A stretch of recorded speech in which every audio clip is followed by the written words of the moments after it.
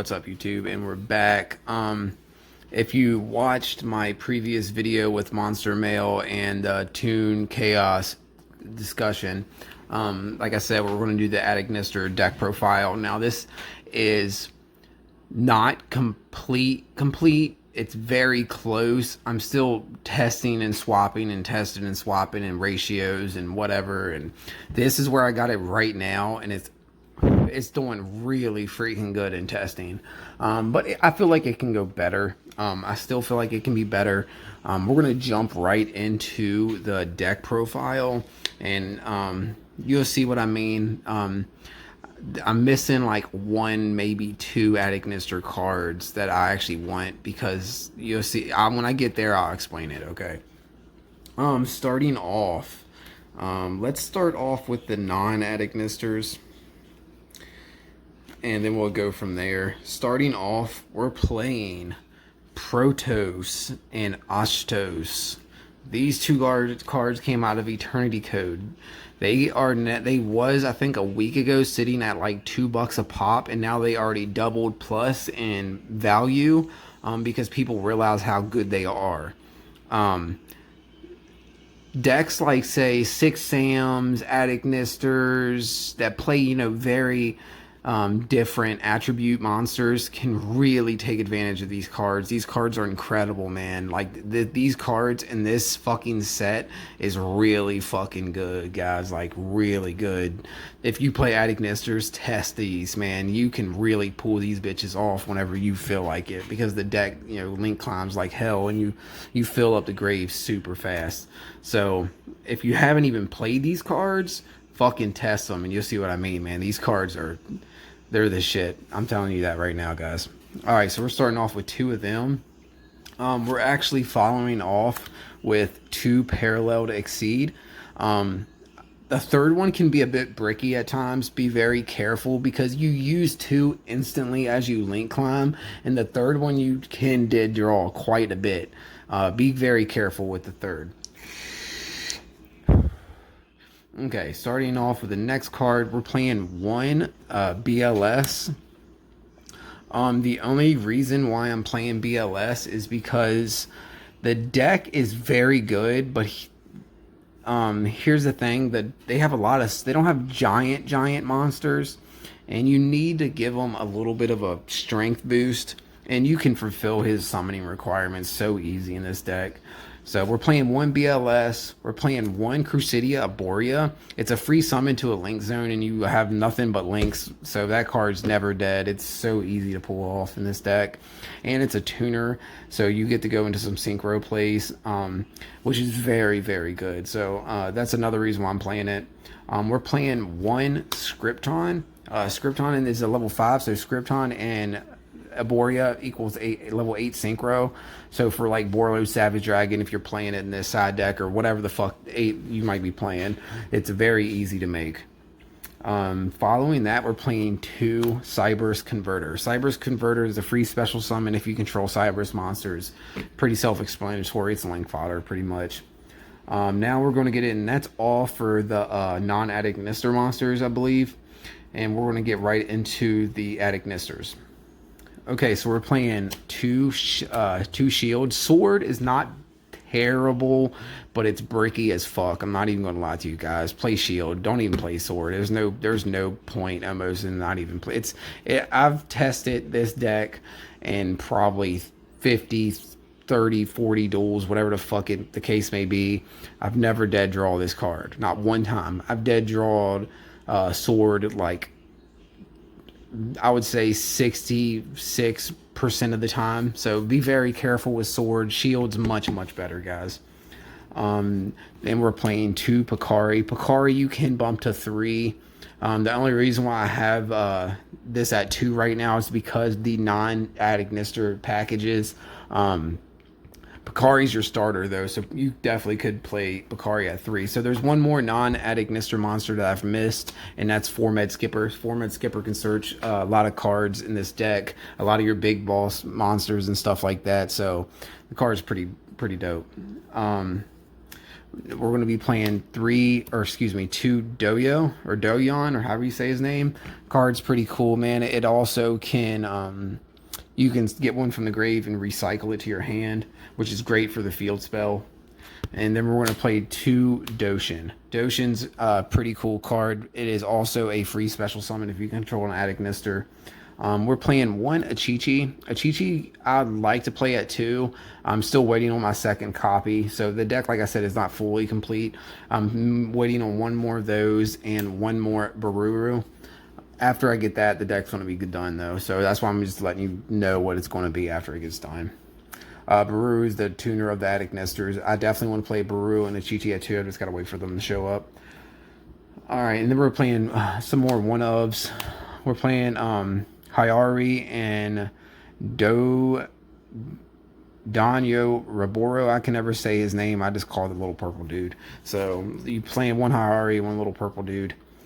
They're pretty cool.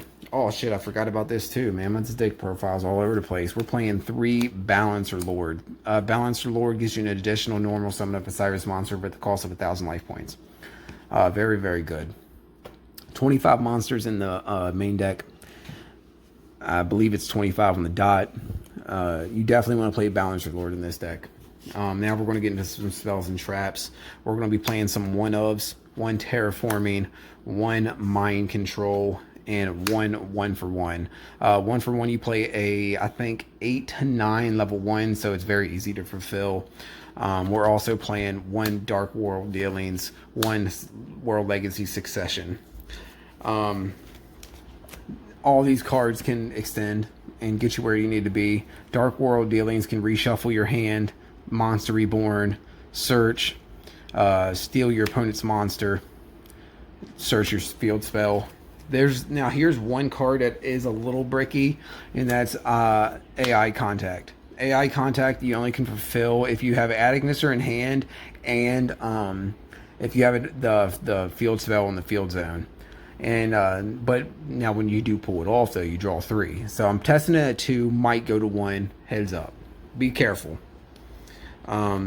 Now for some more spells of the deck, we're testing this. I haven't got to test it and actually play it yet, but I'm going to test it at 2. Spool code.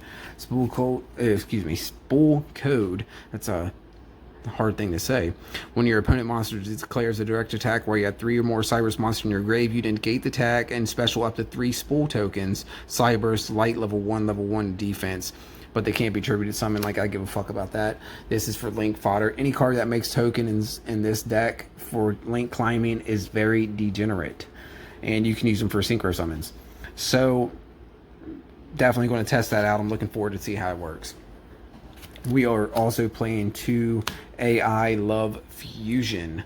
I'm playing this at 2 right now, but it's after the deck profile. It's going to be sitting to the side because I'm still waiting on the fusion to come in. But once I actually get the fusion, I'll be playing this at 2. So we're going to sit that to the side. Just wanted to let you know I will be playing it at 2.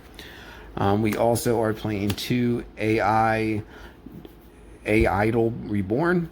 This card's pretty dope, man. It's pretty much a reborn for the Attic Nesters. And of course, we are playing 2 AI Field Zone. The only reason why I'm playing it 2, the card recycles itself. So if it goes to the grave, you can banish an Attic Nister from your graveyard and reset that card. So I mean, you can play it at 3 to see it more often, but you search it so much, there's really not a reason to play it at 3. Now that's all for the spells. I believe it's 15 spells, and then we're playing a little bit of the Battle Trap package. We're playing 1 Storming, 2 Paleozoic Dinomischus. It also gets some more bodies on board if it's already engraved and you activate another trap, so that's nice. Stormings can clear boards pretty easy. We're playing 1 Wiretap, Torrential, and 1 Void Trap Hole. It's pretty much a negation. It's a strike, but with a little bit of a restriction. When your opponent special summons a monster with 2,000 or more attack, negate the effects of one of those monsters, and if you do, destroy it. So it's like a strike for big monsters from the extra deck. So it's pretty cool. I like it. It actually comes in handy. That's the main. Minus these 2 cards, we're sitting at 44. Like I said, it's going to be switching up a little bit. I just got to wait till I get the other 2 or 3 cards that I'm waiting on, and that's it. A lot of the battle traps and some of the spells might go into the side deck. It's all depending on when I get those and stuff like that. I'm not going to show you a side deck with this because side decks are very they're unique to each person. Each person makes their own side deck. I mean, a lot of them, there's some of them that are very, very standard. 3 Nibiru, 3 Dark Ruler, blah, blah, blah, blah, blah. Play whatever side you want to play. Starting off with the extra deck, though. Now, the extra deck's pretty dope in this.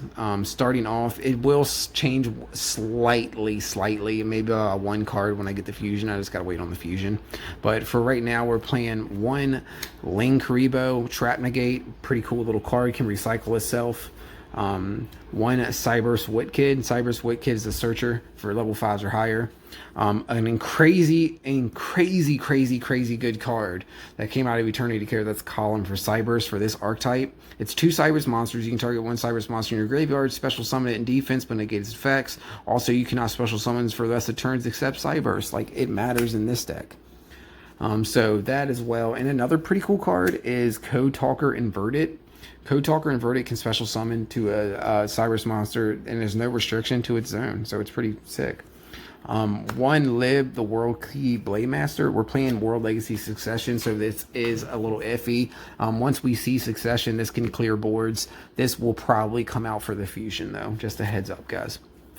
We are playing 2 of the Fire Phoenix Attic Nestor. This card is really cool. I haven't got to fully test it yet, but I will be doing that and letting you know what I think in a future deck profile after the deck is tested fully. Dark Templar Attic Nestor. This card is pretty busted too. Generates tokens. That's never good, especially when a link climbing deck. So that's pretty degenerate.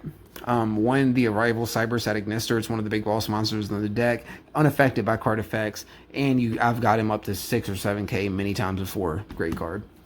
We are also playing 1 Light Dragon Attic Nestor, the XZ summon for the deck. Pretty cool little card. I like it a lot. We're only playing the 1 XZs. Synchros, Scarlet Red Dragon, Wing Pegasus Attic Nestor, and my boy Cyberse Quantum Dragon. Cyberse Quantum is kind of like Neospacian Grand Mold, but way bigger and way better. I'm only playing the Scarlight. That might get swapped. It all depends on testing. I'm still testing stuff. And for the 2 really big boys of the deck, we are playing 1 Topologic Bomber Dragon with 1 Access Code Talker. You get this guy out, you win. I have not lost a duel with him getting on the field yet. He comes out, he wins. I mean, there's not really much else to say. The card's busted. The card's great. If you get the card, if you can warrant the price tag for the card, it is worth it. I'm not even going to lie to you guys. The card's busted. It is definitely probably one of the best Link monsters I've ever used in my life. It's up there with... This card's so good. It's up there with Boral Sword, BLS, Avramax. Like, it's up there. It's easily in the top 3. This card is fucking incredible.